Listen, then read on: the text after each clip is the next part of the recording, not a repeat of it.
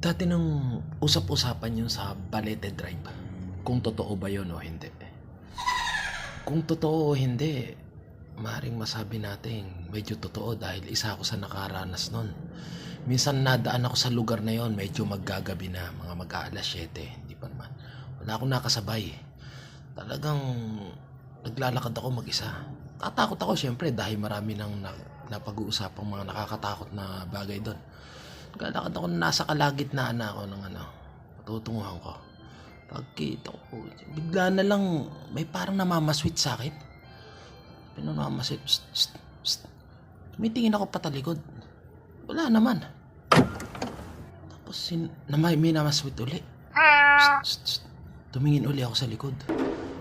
Pucha, wala akong nakita pero may parang kumikilos doon sa malapit doon sa puno. Nilapitan ko kahit natatakot ako.